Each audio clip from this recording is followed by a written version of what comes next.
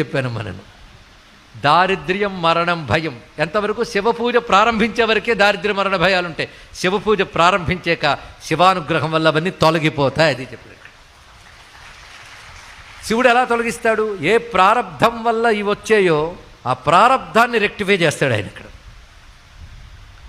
అందుకే ఈయనకి బాగా అలవాటు చేసిందని చిన్నపిల్లవాడికి భగవత్ పూజ అలవాటు చేశాడు, మంత్రజపం అలవాటు చేశాడు, శుద్ధిగా సకాలంలో నిద్ర లేవడం, మంచి అలవాట్లు ఇవన్నీ చేశాడు. అంటే మీరు ప్రారబ్ధంలో అకాల మృత్యు ఉన్న నీ ప్రవర్తన సక్రమంగా ఉంటే దాన్ని కూడా దాటవచ్చు. ఈ ఒక్క కథ ద్వారా ఎన్నో తెలుసుకోవాలండి. ఒక కథ ద్వారా ఋషులు ఎన్నో చెప్పదలుచుకున్నారు. ఒకవేళ ఎవరైనా ఇక్కడ శ్రద్ధగా విని ఉంటే ఈ కథలో ఎన్ని సందేశాలు చెప్పామో పాయింట్ వేసి రాసి చూపించగలిగితే వాళ్ళకి శివుడే గొప్ప డిగ్రీ ఇస్తాడు. నేనే చెప్పను. ఒక్కొక్క దానిలో ఎన్ని సందేశమో కనుక నువ్వు చక్కగా ప్రవర్తిస్తే